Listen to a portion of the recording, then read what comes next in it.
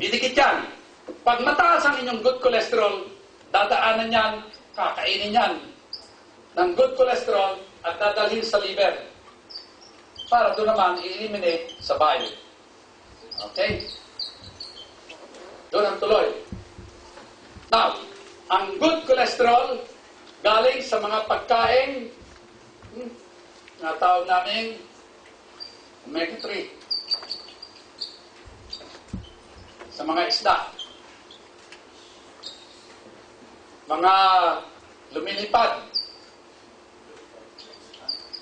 Mga manok, ibon. Okay? Ang bad cholesterol galing sa tinatawag namin saturated fatty acids. Yan, mga dairy products. Cheese, butter, margarine,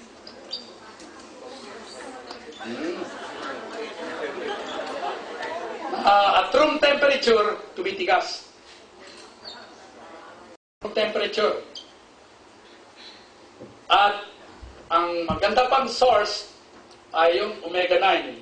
Ang omega-9, mono unsaturated fatty acid. Omega-9. Yon. Example, olive oil. Olive oil. Anong Arctic Sea? Arctic Sea, component? Omega-3. Meron niyang tinatawag na EPA saka DHA, Domestic Helper Association of Hong Kong.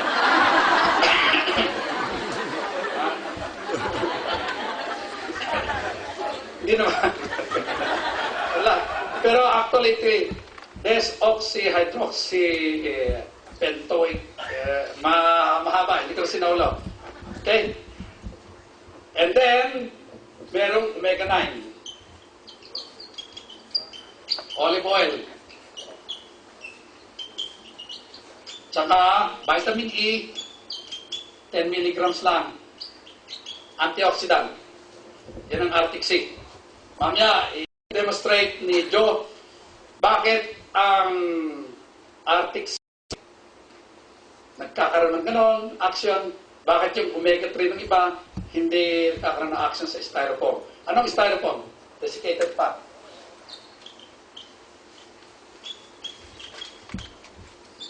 Anong desiccated fat? Lahat yan, LDL. Yan. Okay? So, para malinaw, yung action. Hindi yung magic. Okay? Now, yun sa heart, nasabi ko na nga, may arteries, yung coronary arteries.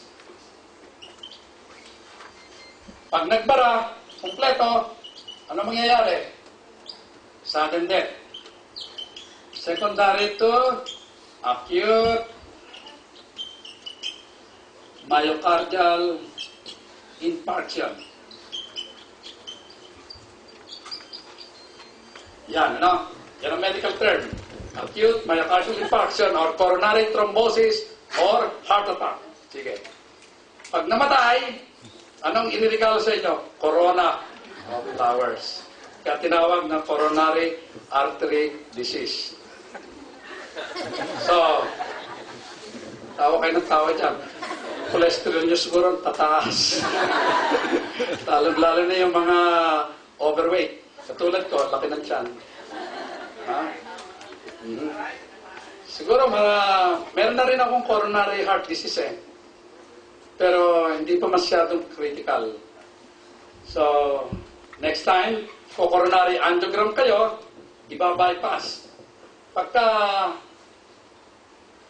barado yung ugat, kukuha kami ng ugat sa inyong paa, ilalagay namin gano'n, bypass. Pag yung isang artery dito, barado, nandun yung cholesterol, ba-bypass namin yun. Double. Kung meron pang isang artery dito, kakabitan namin doon, ba-bypass doon. triple, hanggang 7, binabypass namin. Magkano ang bypass operation sa Pilipinas? 500,000.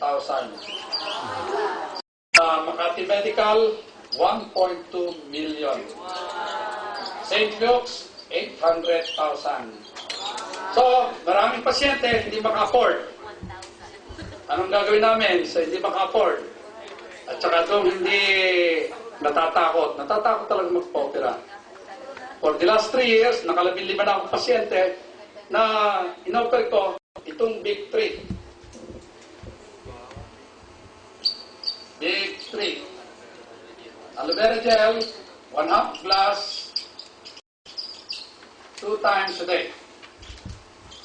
Yun ay before breakfast, before supper. R6C.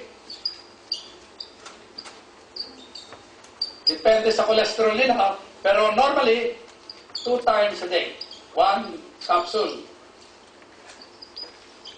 Tsaka garlic thyme.